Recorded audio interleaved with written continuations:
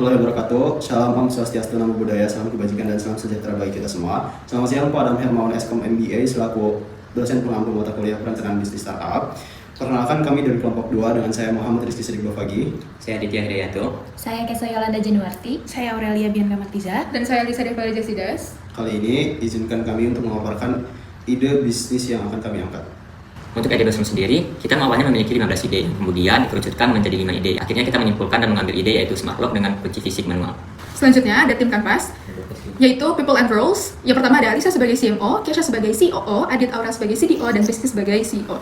Selanjutnya ada Common Goals. Yang pertama Best Team Award di Indamode. Yang selanjutnya ada membuat kunci bersistem keamanan ganda. Yang ketiga ada Profitable Product. Selanjutnya ada Rules and Activities. Yang pertama Weekly Meeting. Selanjutnya Update Progress via Notion, Supportive dan saling menghargai, Tanggung Jawab, dan Achieve Weekly Target Every Meeting. Selanjutnya kita masuk ke tahap idea validation. Dari case assumption-nya, yaitu ada banyak sistem smart lock yang masih error dan tidak memiliki kunci fisik. Wawancara sukses jika 9 dari 11 responden mengatakan masalah ini valid. Dan hasilnya yaitu 10 dari 11 responden mengatakan bahwa masalah ini valid, yang berarti risk case assumption ini valid. Lalu yang kedua, risk assumption-nya adalah pengguna membutuhkan smart lock yang bisa dikontrol dari jarak jauh melalui aplikasi.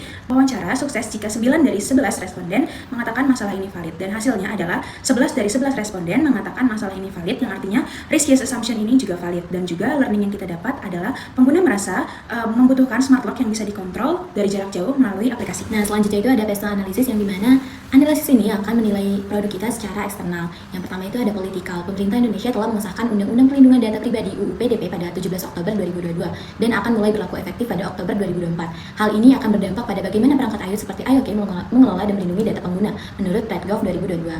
Sejumlah kota besar di Indonesia seperti Jakarta dan Bandung sedang aktif mengembangkan konsep Smart City yang membuka peluang integrasi produk IoT seperti IoT ke dalam sistem kota pintar menurut PredGov 2022.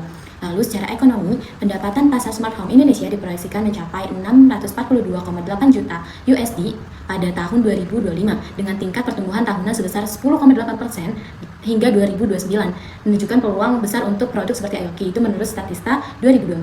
Pada tahun 2024, kelas menengah dan kelompok yang mendekati kelas menengah mencakup 66,35% dari populasi Indonesia dan menyumbang 81,49% dari pengeluaran rumah tangga, menandakan daya beli yang kuat terhadap produk teknologi menurut BPS 2024. Nah, secara sosial, meningkatnya kesadaran masyarakat urban terhadap isu keamanan rumah menjadi faktor pendorong utama kebutuhan akan smart lock seperti IoT menurut BPS 2024. Lalu, meskipun minat terhadap perangkat pintar terus meningkat, sebagai masyarakat masih membutuhkan edukasi lebih lanjut mengenai manfaat serta keamanan pengguna teknologi berbasis IoT Statista 2024. Nah, selanjutnya itu ada teknologikal, yang dimana laporan menunjukkan peningkatan signifikan pada serangan cyber seperti ransomware di Indonesia dengan 89 aktor ancaman aktif menargetkan perusahaan lokal. Itu menurut SOC Radar 2024. Lalu yang kedua itu ada kemajuan jaringan internet dan infrastruktur teknologi di Indonesia mendukung implementasi produk IoT seperti IoT meskipun tantangan tetap ada di daerah rural. Itu menurut S-Ventures 2023. Nah, secara legal atau secara hukum, Peraturan Menteri Komunikasi dan Informatika Nomor 3 Tahun 2024 mewajibkan perangkat telekomunikasi memenuhi standar tertentu agar dapat beredar di pasar. IoT harus menyesuaikan produk dengan regulasi ini. Ini menurut Intimedia 2024. Lalu, pendaftaran hak paten dan merek dagang menjadi penting untuk melindungi inovasi dan mencegah peniruan produk oleh pihak lain. Itu menurut Intimedia 2024. Dan yang terakhir itu ada environmental, yang mana ini secara lingkungan. Indonesia menghasilkan sekitar 1,9 juta ton limbah elektronik pada tahun 2022, namun hanya 17,4% yang dikelola dengan baik. Produk seperti IoT perlu merancang strategi daur ulang dan manajemen limbah, itu menurut Modern Diplomasi 2023. Lalu yang terakhir ada penggunaan semakin memperhatikan efisiensi daya perangkat elektronik. IoT dapat menonjol jika mampu memberikan solusi hemat energi dibandingkan kompetitor. Itu menurut Modern Diplomasi 2023. Selanjutnya, terdapat Porter's 5 Force. Yang pertama adalah Threat of New Entrants, memiliki resiko termasuk sedang karena untuk masuk ke dalam industri smart lock harus memiliki pengetahuan teknis, modal riset dan pengembangan, serta kepercayaan pasar terhadap keamanan produk. Yang kedua adalah Bargaining Power of Suppliers, memiliki resiko yang rendah dikarenakan komponen yang dibutuhkan oleh IoT memiliki banyak pemasok sehingga dapat memilih harga dan kualitas yang kompetitif. Yang ketiga ada Bargaining Powers of Buyers, memiliki resiko yang tinggi karena konsumen saat ini memiliki banyak pilihan mulai dari kunci konvensional, smart lock standar maupun brand besar sehingga dapat dengan mudah membandingkan fitur dan memilih yang terbaik. Yang keempat ada Threat of Substitutes, memiliki resiko tinggi karena smart lock dengan mudah digantikan dengan kunci tradisional, apalagi banyak orang merasa lebih familiar dengan kunci tradisional. Yang kelima ada industri rivalry, memiliki resiko yang tinggi karena industri smart lock sendiri sudah dikuasai oleh brand besar yang sudah mendapat kepercayaan konsumen sehingga Aoki harus menghadapi persaingan yang cukup ketat. Selanjutnya ada SWOT analisis. Yang pertama ada strength. Di strength sendiri terdapat beberapa poin. Yang pertama mempunyai kunci manual dan kontrol jarak jauh. Yang kedua banyak pemasok bahan baku. Yang ketiga waterproof. Yang keempat mudah terinstalasi. Dan yang terakhir menggunakan WhatsApp sebagai kontrol smart lock. Selanjutnya ada weakness. Di weakness sendiri terdapat yang pertama teknologi bergantung pada listrik dan internet. Yang kedua menggunakan aplikasi pihak ketiga sebagai kontrol smart lock. Dan selanjutnya ada opportunity. Berpotensi menjalin kerjasama B2B. Yang kedua, tingkat kesadaran masyarakat terhadap pentingnya keamanan itu tinggi. Yang terakhir ada threat. Persaingan dengan brand besar di pasar smart lock yang sudah memiliki kepercayaan konsumen itu sangat tinggi. Oke, selanjutnya itu ada di market segmentation, yang dimana setiap kategori di kita itu diambil dari 5%-nya, termasuk unit juga. Nah, di tahun ini kita mengambil data di Indonesia, dan 5% dari 72 juta rumah tangga, kita ambil 5%-nya itu sekitar 3.600 unit, dan nilai potensial yang kita dapatkan itu sekitar 5,4 triliun. Lalu saham-nya itu ada di Pulau Jawa, yang dimana kita ambil dari populasi si TAM, yaitu 56% dari TAM, jadi sekitar 3.600 dikali 56%, itu sekitar 2.116. Nah, itu kita ambil unitnya itu 1.800 unit, sekitar nilai potensialnya itu 151,2 miliar. Nah, kita ambil juga di SAM-nya itu di Jawa Barat. Nah, kita ambil 20% dari SAM, yang dimana jadi 100,800 dikali 20% itu sama dengan 20,160, dan diambil unitnya itu sekitar 1.008 unit. Dan kita mendapatkan nilai potensial itu sebesar 1,512 miliar. Dan FEG-nya kita ambil dari 5% dari SAM, yang dimana ini memperkecil kembali ya, dan hanya sekitar 1.008 dikali 5% itu sekitar 50 unit, yaitu kita dapat nilai potensialnya itu sekitar di 75 juta. Oke, selanjutnya kompetitor analisis. Pada pasar smart lock, Aoki sendiri memiliki beberapa kompetitor yang kita jadikan sebagai acuan untuk kita berkembang lebih besar ke depannya. Kompetitor yang kita ambil merupakan data dari popularitas smart lock yang ada di Indonesia. Ada dua brand yang kita ambil sebagai kompetitor kita. Yang pertama itu ada Bardi dan juga ada Fortress, dan beberapa aspek yang akan aku jelaskan setelah ini. Yang pertama ada akses dan kontrol. Untuk Aoki sendiri, akses dan kontrolnya kita memakai kunci fisik dan juga WhatsApp bot control yang sama-sama menjadi fitur utama untuk membuka pintunya. Selanjutnya untuk brand Bardi sendiri punya akses dan kontrol. Yang pertama ada PIN, RFID, apps Tuya, dan juga kunci fisik sebagai kunci daruratnya.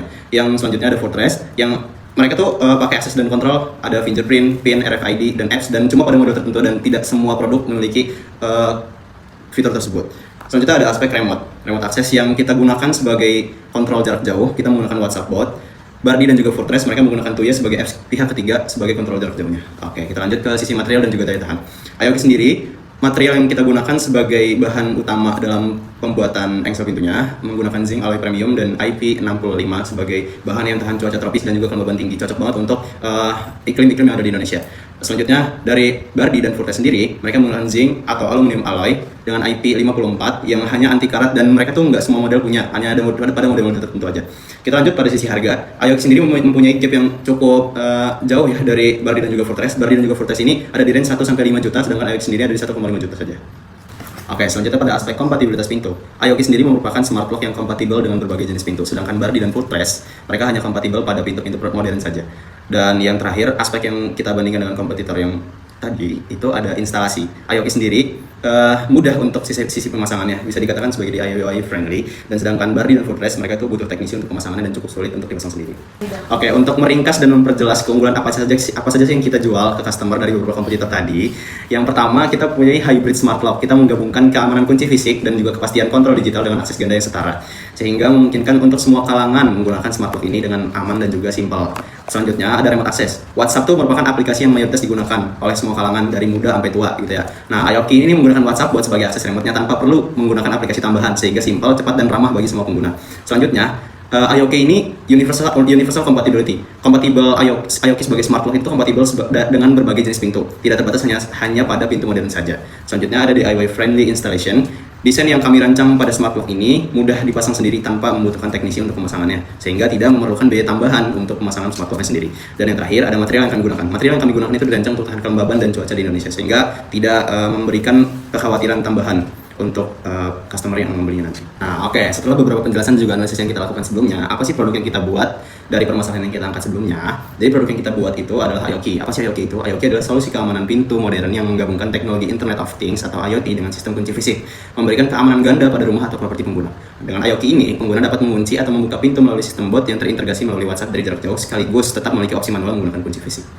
Selanjutnya, Yoki memiliki user persona yaitu Sarah Sibuda Korporat dengan profil umur 25 tahun, pekerjaan sebagai manajer pemasaran, status single dengan gaji 10 juta per bulan, punya rumah pribadi di Bandung dengan cicilan KPR sebesar 4,59 juta per bulan.